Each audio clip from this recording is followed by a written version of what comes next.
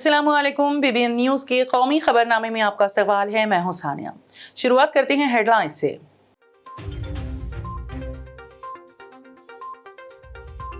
मुलायम सिंह यादव के इंतकाल पर यूपी हुकूमत का 3 दिन के सरकारी शोक का ऐलान।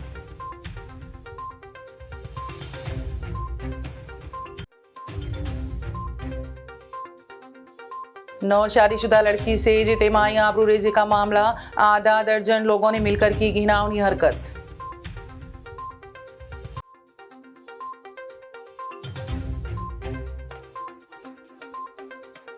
वेनेजुएला में लैंडस्लाइडिंग से 22 अफराद हलाक और दर्जनों लापता।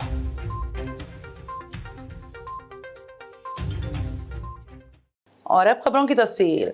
उत्तर प्रदेश के साबिक वज़ीर आला और समाजवादी पार्टी के बानी मुलायम सिंह यादव के इंतकाल पर यूपी के वज़ीर आला योगी आदित्यनाथ ने 3 दिन के शोक का ऐलान किया है। उन्होंने ट्वीट किया और लिखा, मुलायम सिंह यादव जी की मौत बहुत अफसोसनाक है। उनकी मौत पर उत्तर प्रदेश हुकूमत ने 3 दिन के सरकारी शोक का ऐलान किया है।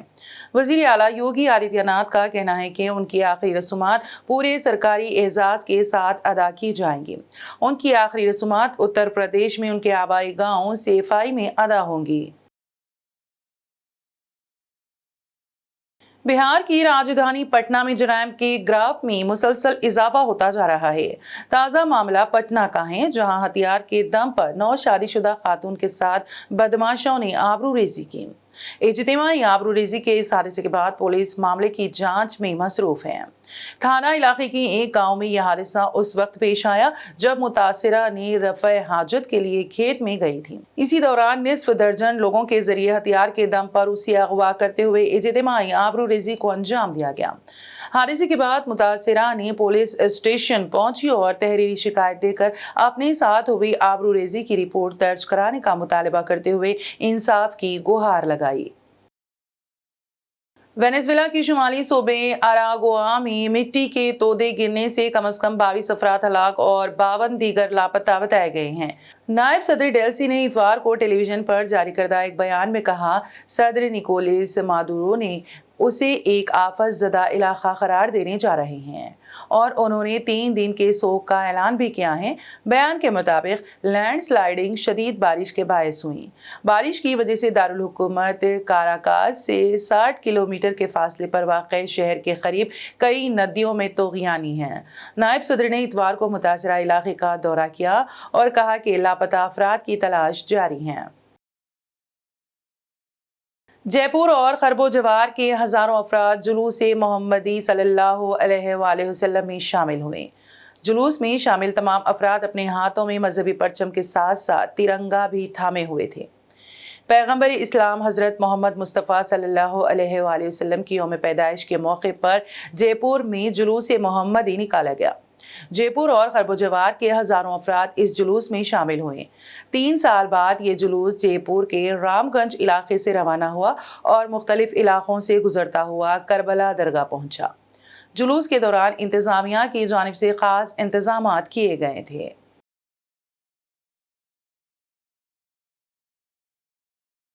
मगरबी बंगाल में डेंगू के मरीजों में मजीद इजाफा देखा जा रहा है।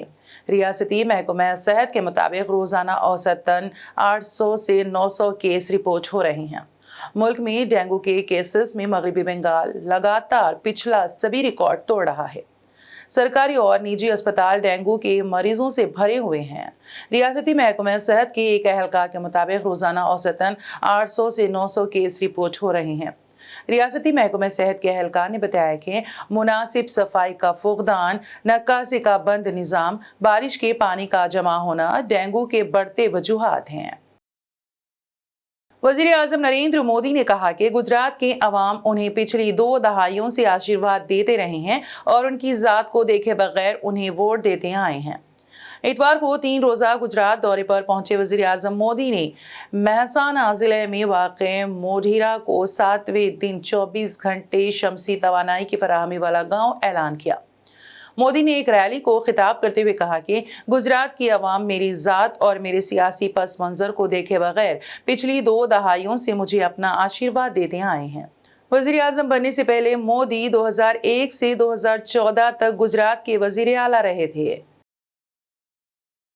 आज आपसे बात करते हुए मुझे वो दिन भी याद आ रहे हैं जब कुछ लोगों ने भरूच का विकास रोकने के लिए पूरी शक्ति लगा दी थी। भरूच अंकलेश्वर में उद्योगों की स्थापना में, उद्योगों के विस्तार पर बड़े बड़े रोड़े अटकाए थे। जब केंद्र में हमारी सरकार में गुजरात को नरेंद्र भूपेंद्र की डबल इंजन की शक्ति मिली तो ये सारे अवरोध हमने खत्म कर दिए। भाइयों, આપણો ભાડભૂતનો બેરાજ એને રોકવા માટે પાણીનું કામ હતું। ભાઈ, મારા ભરૂચને શુદ્ધ 24 કલાક પીવાનું પાણી મળે, ભરૂચ જિલ્લાના ખેતરોને પાણી મળે, એના માટે કામ હતું અને ખારો પાટ અંદરની બાજુ ના આવે એના માટે ભાડભૂતનો બેરાજ એમાંય અડંગા નાખ્યા, એમાંય અડંગા। આ નક્સલવાદી માનસિકતાવાળા લોકોએ પહેલા સરદાર સરોવર ડેમને રોકવા માટે ભરપૂર કોશિશ કરી અને આ અર્બન નક્સલ હવે નવા રંગરૂપ સાથે પ્રવેશવાની કોશિશ કરી રહ્યા છે। એમણે વાઘા બદલ્યા છે।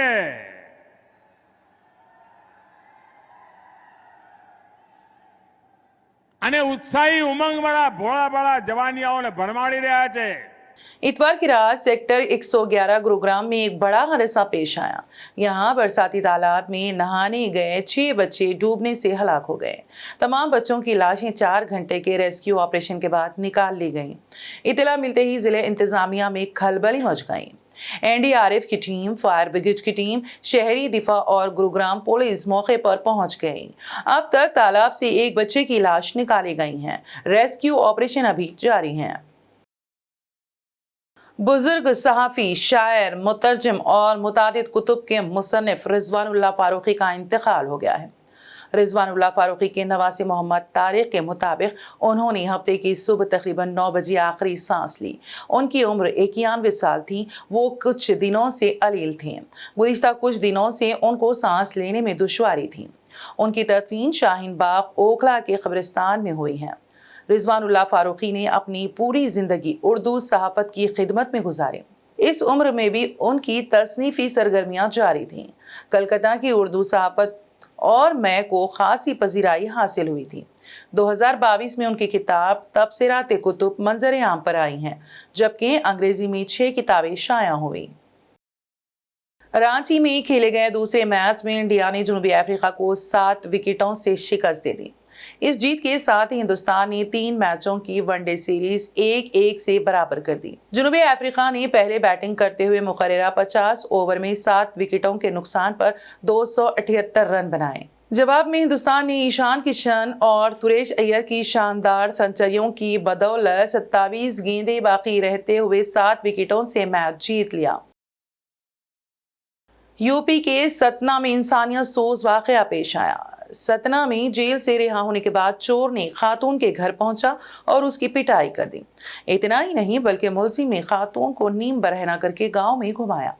तफसीलात के मुताबिक गुज़िश्ता कुछ दिनों पहले कुछ लोग चोरी की नीयत से एक मकान में दाखिल हुए थे।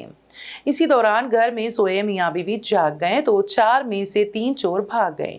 एक चोर मौके से पकड़ा गया। उसके बाद उसे पुलिस के हवाले कर दिया गया।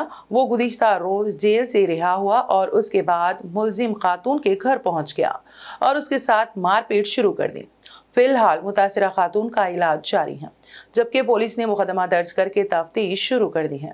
वाक़े की इत्तला मिलने के बाद गांव में पुलिस कैंप लगा दिया गया है और मजीद पूछगछ जारी है। और अब आखिर में एक नजर हेडलाइंस पर।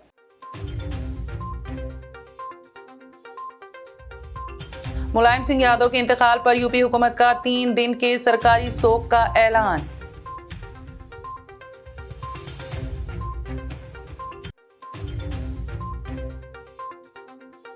नौ शादीशुदा लड़की से जितेमाई आबरूरेजी का मामला, आधा दर्जन लोगों ने मिलकर की घिनौनी हरकत।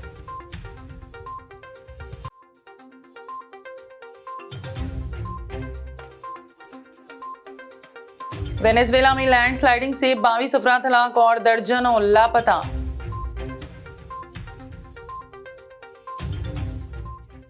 बीबीएन के कौमी खबरनामे में फिलहाल इतना ही। ताज़ा तरीन अपडेट्स के लिए देखते रहिए बीबीएन न्यूज़। बीबीएन चैनल के व्यूअर्स के लिए एक अहम इत्तला। अब बीबीएन चैनल का टेलीकास्ट भारत भर में हो रहा है। हमारे व्यूअर्स भारत में कहीं भी टीवी पर अब बीबीएन चैनल देख सकते हैं। स्क्रीन पर बीबीएन चैनल की टेलीकास्ट डिटेल्स दस्तयाब हैं। इसके अलावा भारत भर में किसी भी एरिया में अगर आप बीबीएन चैनल देखना चाहते हैं तो आप अपने केबल ऑपरेटर को इसके लिए कह सकते हैं।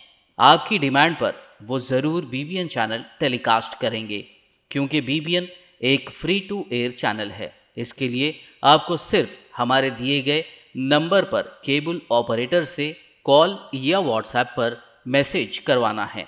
हम आपके केबल ऑपरेटर तक बीबीएन चैनल पहुंचा देंगे, जिससे वो आपके एरिया में टेलीकास्ट कर सकते हैं।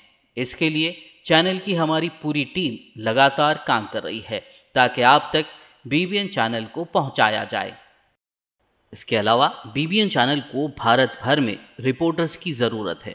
अगर आप सहाफ़ी हैं और बीबीएन चैनल से जुड़ना चाहते हैं तो आप भी दिए गए नंबर पर रब्त कर सकते हैं।